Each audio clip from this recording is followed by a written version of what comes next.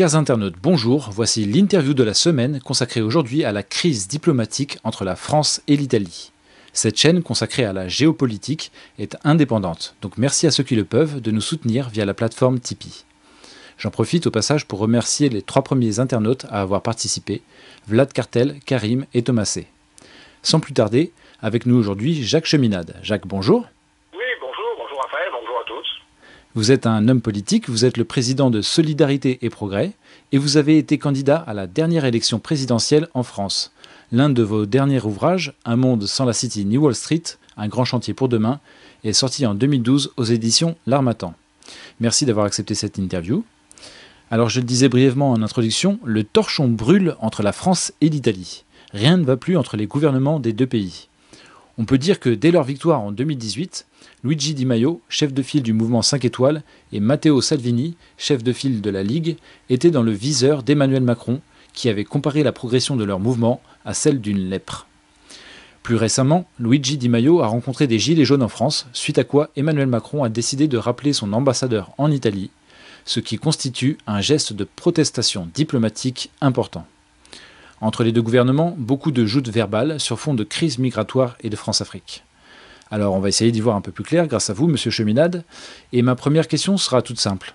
Qui sont ces deux leaders politiques italiens, Luigi Di Maio et Matteo Salvini? Pour commencer, je dirais qu'on est surtout sur crise politique, économique, sociale de toute l'Europe. Et que vous avez une Union européenne qui est un machin, alors que la civilisation européenne n'est réellement ni comprise ni défendue par personne. Donc la cause de la civilisation européenne, c'est dans laquelle s'inscrit toute cette tension entre la France et l'Italie. Salvini.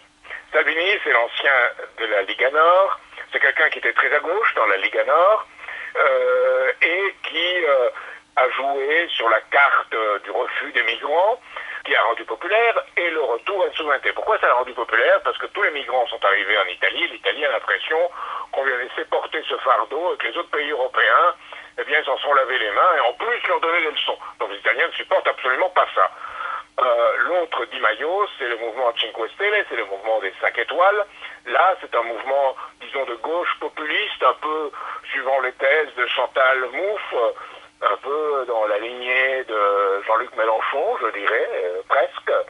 Et ces gens-là, en plus confus, et ces gens-là, encore plus confus, et ces gens-là sont alliés contre les partis en place. Et cela a créé une situation en Italie d'une alliance sans précédent. Certains ont appelé ça le front populiste. Alors, Macron a attaqué l'Italie, comme on le sait, et eux, maintenant, ont riposté avec Di Maio venant en France, à Montargis, et rencontrant des gilets jaunes. Et Salvini tenant des propos un peu persifleurs vis-à-vis de la France. Alors, nous avons cette tension. Elle est ridicule quelque part, parce que si l'Europe avait un projet de grandeur et de développement, avec des États-nations, et pas avec une institution supranationale et une dictature du court terme, s'il y avait cela, ces querelles-là ne se produiraient pas. Alors, mais est-ce qu'ils en rajoutent pas un petit peu quand même des deux côtés, je dirais? Parce que les élections européennes, elles approchent à grands pas, elles auront lieu le 26 mai prochain, et on a l'impression que les leaders italiens et français, ils ont envie d'en rajouter un peu pour cristalliser autour d'eux les deux camps, le camp anti et le camp pro-Union européenne. Est-ce que vous êtes d'accord avec cette analyse? Alors, tout à fait, ils ont envie de se rentrer dedans pour que chacun avec son camp soit dominant. Et ça, c'est le projet, on voit en France, entre Emmanuel Macron et Marine Le Pen, en espèce de jouer ce qui s'est déjà passé pour la présidentielle.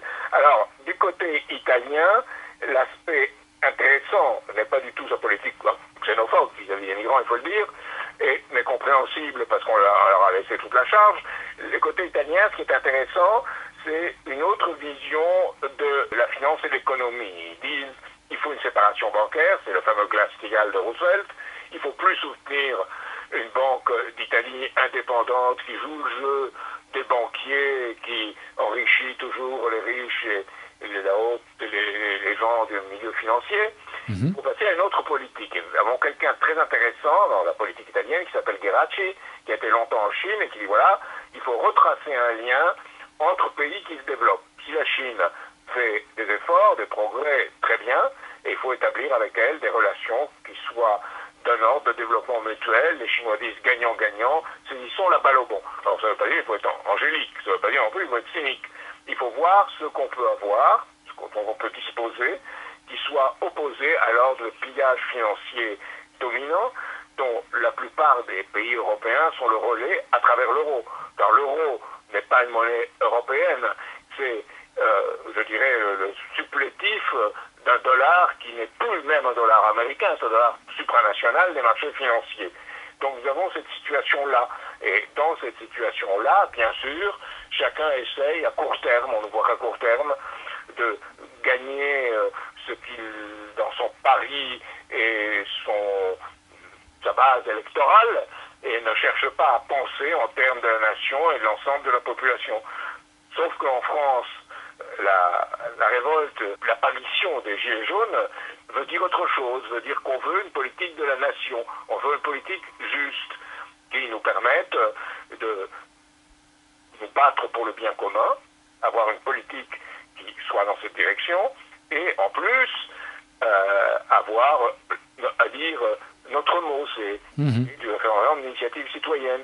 Le peuple doit pouvoir dire et orienter ce qu'il pense, il doit y réfléchir, il doit y penser, et c'est ce processus que je trouve très intéressant, plus intéressant que ce qui se passe ailleurs en Europe, dans l'approfondissement des choses. Alors tout le monde essaye d'égarer, de